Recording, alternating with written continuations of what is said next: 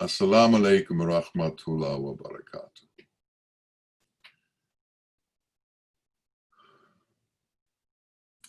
We were talking with Bawa Muhaiyaddeen one time about horoscope and the influence of the horoscope on people and the influence on their lives. And he gave a very succinct and I thought straightforward answer.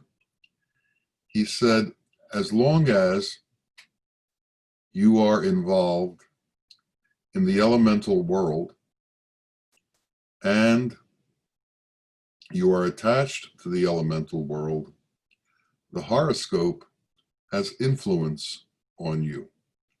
But if you detach yourself from the elemental world, if you leave the world of illusion, if you no longer are susceptible to the influences of the elemental world and the attachments to it,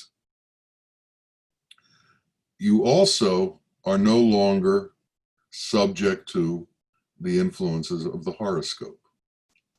The planets don't affect you in the same way as they do when you are subject to elemental influences. So, in our path, we need to somehow release ourselves from these elemental attachments. And what happens as we release ourselves from elemental attachments, we become more free and independent and not subject to the things that we interact with in the same way as we would be if we're very subject to the elemental influences around us. And this has a lot to do with how we are able to react to what goes on in our interface with the world. The world is full of praise and blame. The world is full of people trying to influence us one way or another. If they try to ingratiate themselves with us, they will praise us. If they try to push us away or to put us in a situation that's difficult for us, they'll blame us.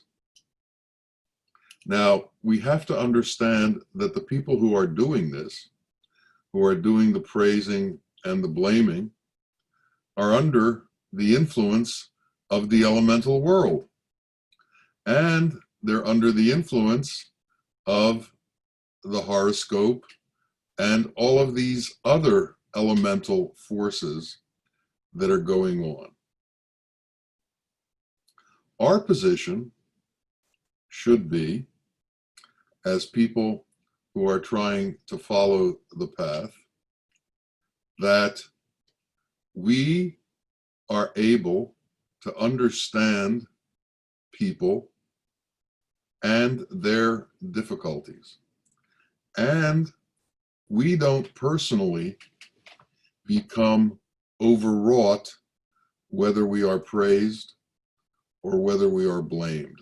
We stay at a point of neutrality. Now, this point of neutrality is a station that we are trying to get to in general. Our place is to be without influence and without being pushed and pulled by the world. We're trying to be centered within ourselves and centered within our understanding of our Lord, centered within our understanding of our connection with our Lord, as opposed to our connection to all of the elemental influences that surround us. To do this, we also have to be inert to the influences of the people around us.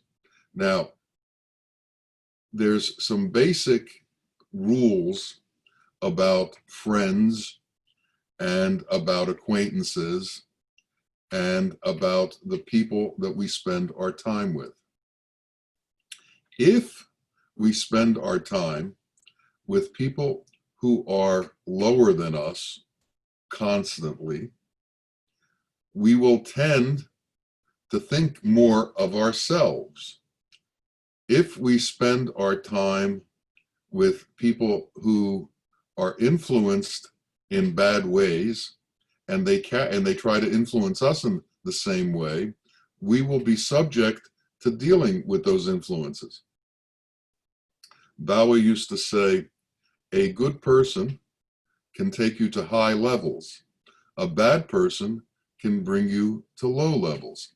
So we have to make decisions about who our acquaintances are and who we choose to spend time with and who we choose to interact with.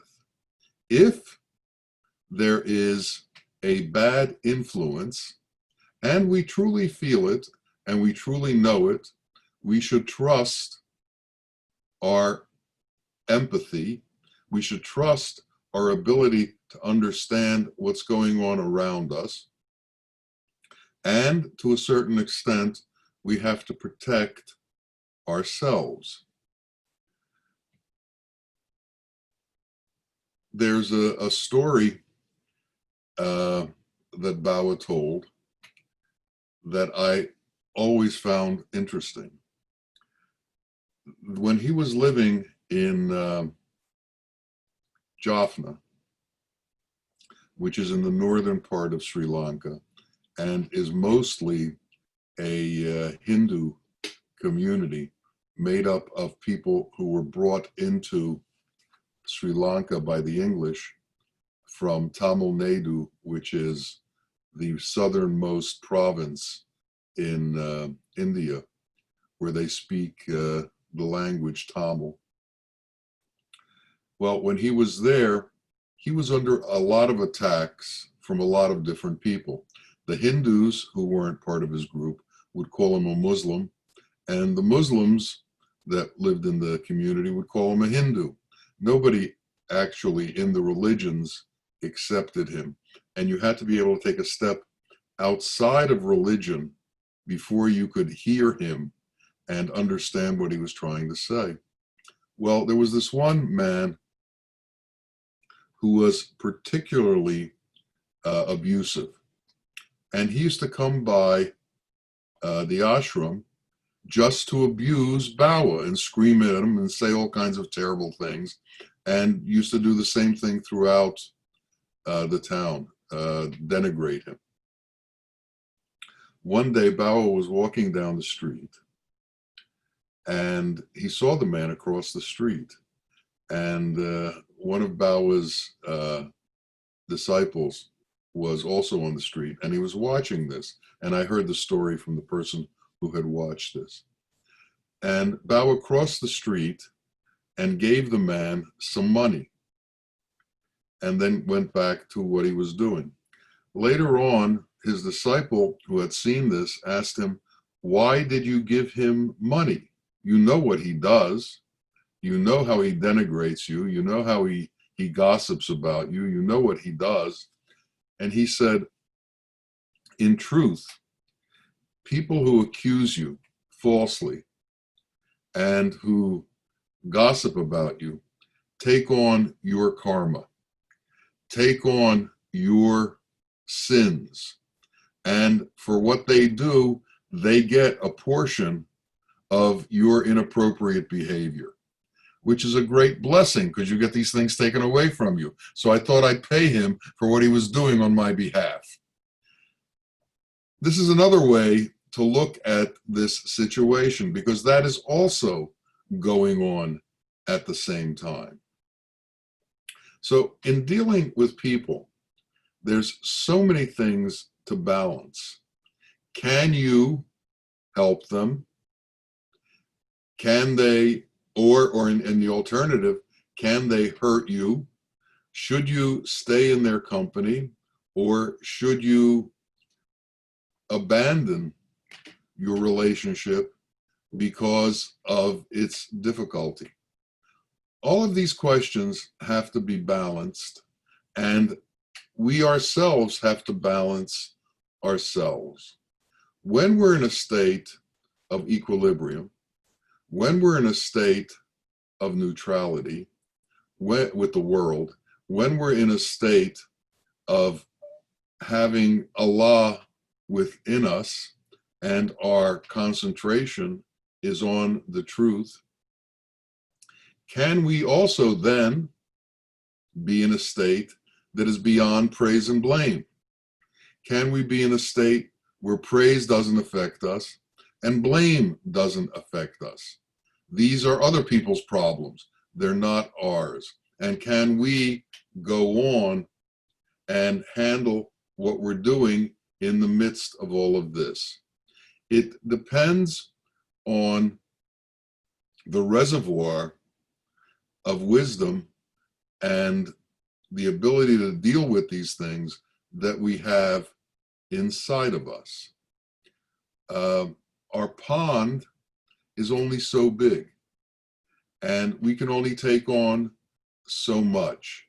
And we have to realize how big it is and how much we can take on.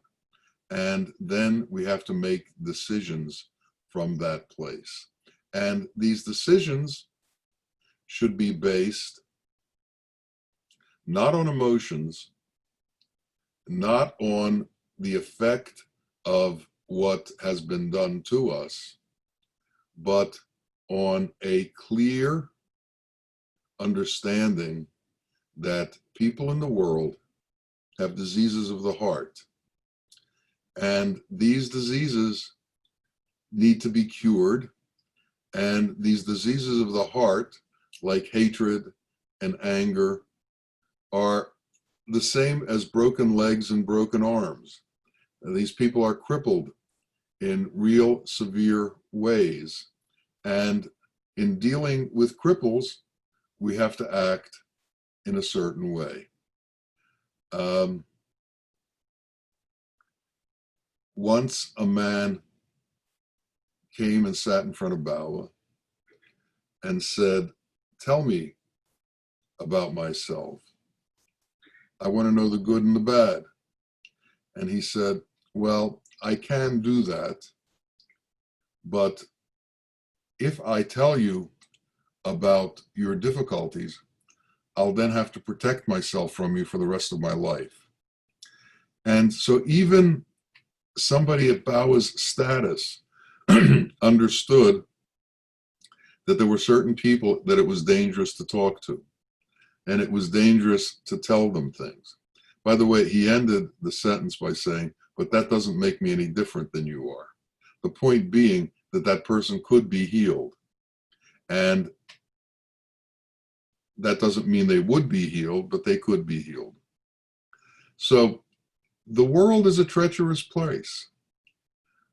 Traveling through this world is a treacherous journey, and we have to prepare ourselves for this journey, and we have to be able to react in certain ways with all of the different people that we meet. And we have to be able to be empathetic and to be able to feel them so that we can feel the relationship we're capable of having with them. I have found that this is difficult to do. especially if you're kind-hearted. Because when you're kind-hearted, you tend to give people the benefit of the doubt, and you let them closer to you than you probably should. I've done this, and I've learned to regret it. But as a rule, if you give them the benefit of the doubt once, and then they show you you're wrong, and then you give them the benefit of the doubt again, and they show you you're wrong, by the third time, you should probably know the danger of the situation, and you should be in the protect yourself mode as opposed to the kindness and outpouring mode. So we have to be open and closed in certain situations and in certain ways, and we have to be measured in our responses to things. Now, emotions, unfortunately, aren't telling us the truth. And until we are truly centered and no longer under the influence of all of the illusions in this world, our emotions fly around based on our worldly circumstances and based on the kind of reactions that individuals have to worldly circumstances. In other words, we're under the influence of praise and blame. We become happy when something is going our way, or at least the way the mind interprets things is going our way. We become sad when things aren't going our way, or at least when the mind doesn't think things are going our way. The mind makes the determination, and the mind leaps and bounds and jumps in reaction to things that happen to us in the world. These are robotic reactions that happen based on the way the mind sees the world and sees our interaction with it. So if we're dealing with the mind has pride. And if our pride is hurt, our emotions go one way or the other way. If we are praised, our emotions go one way or the other way because of what is going on. People with insight know that they can manipulate people who are very prideful by flattering them, by telling them what they want to hear about themselves, by reinforcing their ideas about themselves, because their ideas are based on worldly ideas, on worldly status, on worldly understandings. We need to be able to go beyond that. We need somehow to get out of the I-ness of this existence. There were some birds who were talking to a frog. And the frog said to them, "I wish I could fly like you do."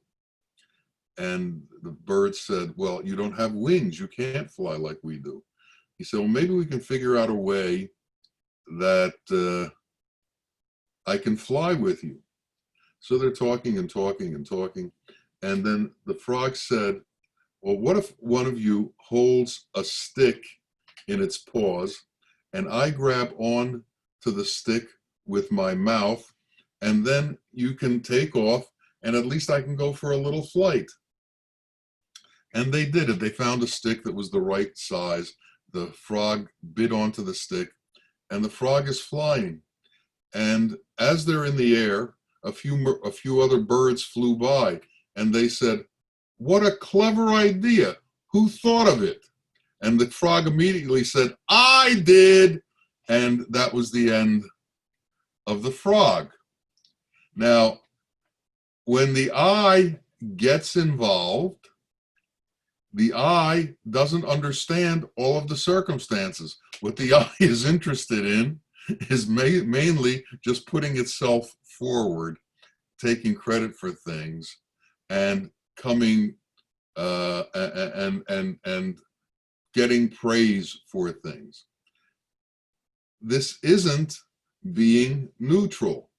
This isn't being without an attachment to all of the worldly things that go on.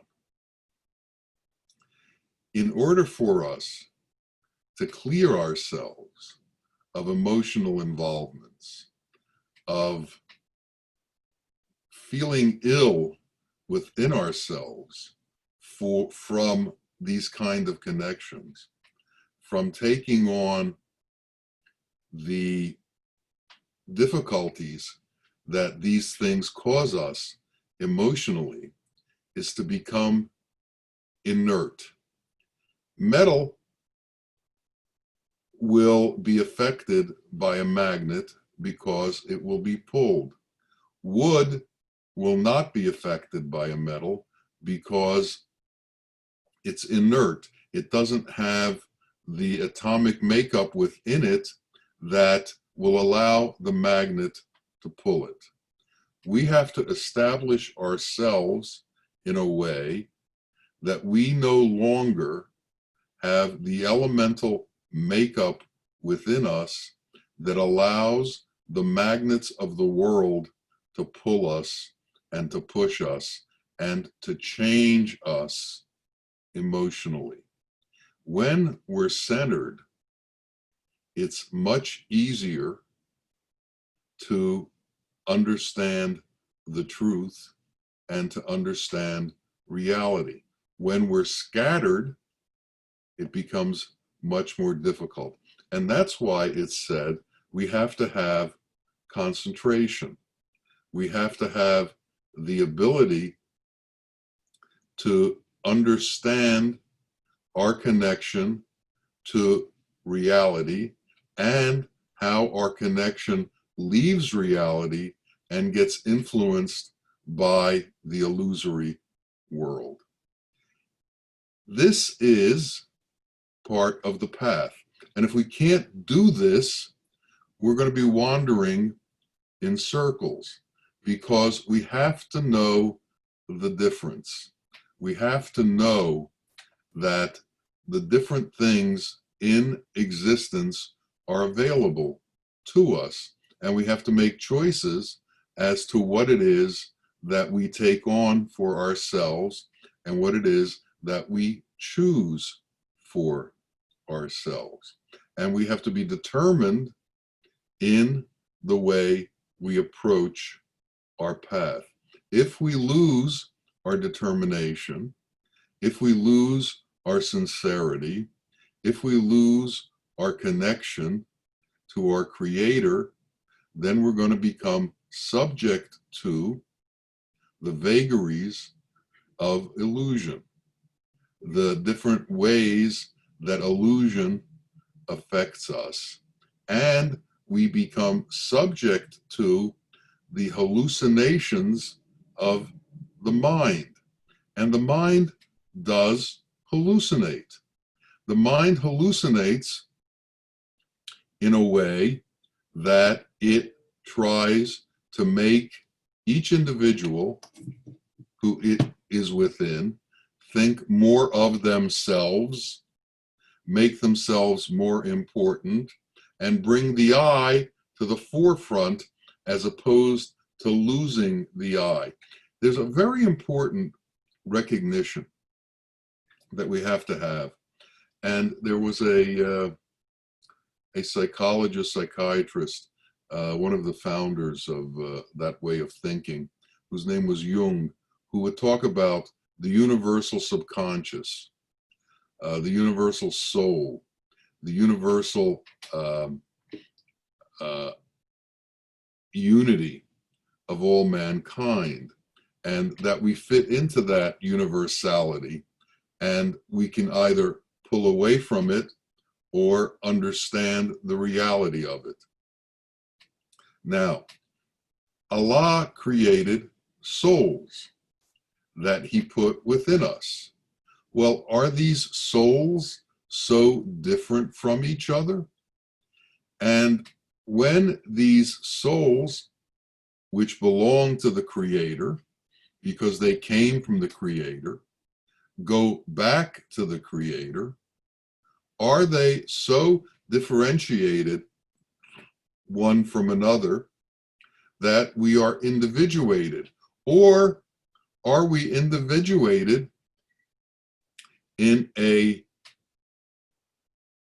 mysterious, unified way? Can there be individuation within the mystery of the unity of creation? Let's talk about the 99 names of God. Mercy, compassion, the largeness, the patience, the peacefulness, the severity, the accountability, all of these different aspects of God. Yet, they may be individuated ideas that we can talk about for hours, and books can be written about them. Yet all of these individuated ideas are part of one larger whole. So there is individuation, but this individuation is unified.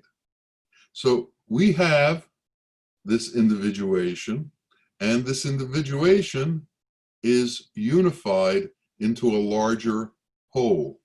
We need to somehow be able to hold these kinds of thoughts in our being, even though they're incredibly difficult to grasp and the reality of them is hard to explain, yet it should become evident as you explore the realm of the soul that there's truth in this unity that is beyond individuation, yet individuation occurs. Now, can we learn to walk through the world unified within a separate body? Can we learn to walk through the world seeing the sameness of all existence, even though our eyes tell us and our senses tell us that we're separated? Can we see the unity in the midst of all of this separation? If you can, then you're a mystic. If you can, then you're on the path towards reality. If you can't, then you're in the world of illusion, which refuses to believe about the unity within existence and sees things as separate. This seeing things as separate is part of the illusion that is presented to us in this world. And it is the illusion that is propagated and enforced and continuously told to us that is the truth by all of the ones who gain worldly acceptance and or worldly power and or worldly dominance and or worldly control through separation. So for the ones who are very entrenched in illusion and very entrenched in all of the so-called benefits of illusion, separation is a necessary tool for them to hold on to worldly power, for them to hold on to being able to control things. At least that's what they believe. And that's why within governments, they try to separate people in order to gain power. The British, who conquered a lot of the world at one time, had an expression. It was divide and conquer. They would divide people in the countries they entered into so that they would create animosities and create fear among them so that one would suppress the other. And through that suppression, they maintained an animosity. And in maintaining that animosity, they were able to control the situation because of their power. We need to learn how to get out of that mindset, out of that game. In the animal world, the animals eat each other. There is a hierarchy of predators that eat the animals below them. Everything is eaten or gets eaten. They eat or they get eaten. And in the same way that a smaller animal has no sympathy for the animal that it eats, the larger animals have no sympathy for the smaller animals that they eat. There's no sympathy there. There's just survival. And this is what happens in the illusory world when we are constantly in a conflict and believe that everything that we encounter, every opposition that we have to be victorious, or it has to do with our survival. It's very difficult to maintain an equilibrium where we don't have to get involved. The survival of the fittest theorem that Darwin put forth is not a mystical understanding of things. This isn't about the survival of the fittest. It's about the elevation of the kindest, the elevation of the most giving, the elevation of the most compassionate, the elevation of the ones who can go beyond the physical attributes and the physical needs of existence into the transcendent understandings of God's qualities and entering into that sort of a relationship with the world. Allah, no matter how much he gives, is never diminished. Allah doesn't need anything from anybody in order to survive. Allah existed before existence was. Allah is eternal in his nature. We have to attempt to align ourselves with that which is eternal. It's through aligning ourselves with that which is eternal that we can escape from that which is temporary and that which is illusory. Everything that is illusory is temporary. Everything that is illusory is elemental. There is a phase of existence beyond the elemental phase. There is an understanding in existence beyond the elemental. When we begin to have that understanding and take on that way of being while we're still encased in this elemental body, we have made progress in our transcendent nature, and we have died before death because we've died to the influence of the elemental world to us. We've died to the emotional upheavals that go on within us that are so difficult to understand because they are related to an illusory world. They're not related to mercy and compassion. When our reasoning and our understanding and the way we do things has to do with mercy and compassion, we have altered our very nature, and we need to alter our very nature. We somehow have to uplift ourselves from all of the drama that exists in the world. Allah is beyond drama. Allah is truth. Drama is conflict. Allah has no conflicts. We need to go to that space where no conflicts exist. And that space exists adjacent to the drama. It's immediately next to the drama. It's just we don't see it. And we don't see it because we're not pure enough to see it yet. Because of our karma, our inclination, we are attracted to that which is illusory, and that holds us in place. There's a Buddhist story about a monk who wanted to have visions of the Buddha and wanted to be taught directly by the Buddha. So he went to a mountain, found a cave, and meditated for 9 years. Nothing happened. He decided to leave. And on his way out, he saw someone working on a very, very difficult project that it was evident would take many, many years to accomplish.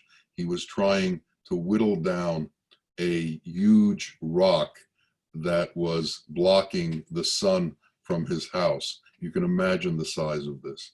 And it would have taken years to accomplish this. And when the monk saw the perseverance of this man, he decided to go back into the mountain. And he did this for another 3 years. Came back out, nothing happened. He saw somebody with a large piece of steel and a silk cloth who was rubbing the steel with a silk cloth. And he asked the man, "What are you doing?" He said, "I'm going to make a needle out of this." And the monk thought, my God, the perseverance to be able to whittle down this steel to the point making it into a needle. I could at least go back and meditate. He went in, meditated for another 3 years, came back out, nothing had happened. As he's walking down the street, he saw a dog, and the dog's back legs were missing. But the dog still had the energy to growl and bite at everybody that walked by. And the monk felt really sorry for him. And he looked at him and he saw that there were maggots on the back of the dog. And he said to himself, I should try and at least remove the maggots. But then he thought if he removed the maggots and pulled them off, he would injure the dog worse. So he decided to lick the maggots off and have the maggots attach himself to his tongue. And he went down to lick the maggots off the dog. And as he was doing this, he felt the sand underneath of him. The dog disappeared and he saw the Buddha. And he said, "What happened?" He said, "Finally, your compassion reached the stage that you could see the dog. And when you saw the dog, your reaction to the dog reached the stage that you could see me. Not everybody who's walking around can see the dog. Not everybody then sees me. If you don't believe me, put me on your shoulder and walk into the marketplace." So he did. And they walk into the marketplace and he asked people if they could see anything. And almost everybody said no, except one old lady looked at him and said, "I see a dog missing its hind legs sitting on your shoulder." We have levels of what can be shown to us. And it's shown to us when we become more pure. And when we become pure enough, the truth will be shown. So our endeavor should be purification. Our endeavor should be to be more compassionate. Our endeavor should be to become more merciful. Ibn Arabi was known as the great mercifier, the one who traveled and handed out mercy. My sheikh was mercy in manifest form, and we saw it. Being in his presence made us more alive, made us more content, made us more peaceful just by being near him, because he didn't carry the world.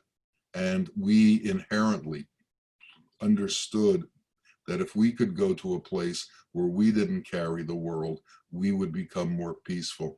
And being in his presence gave us the courage to drop the world, gave us the courage to let go and let God do it. The courage to do that means overcoming the self, overcoming the ego, overcoming all of the things that the world tells us we are beholden to and that we have to carry. Somehow, the courage has to build up within us that if we let go, God will take over and God will take care and God will do what needs to be done. He knows better than we do. So if we give up our will for his will, truth will come into us and we will be able to walk through this world in a compassionate, merciful, truthful, just way. May that happen for each of us. May our strength be such that we have the fortitude and the determination to go in this way. Ameen, Ameen, Ya Rabbil Alameen. Assalamu alaikum wa rahmatullahi wa barakatuh.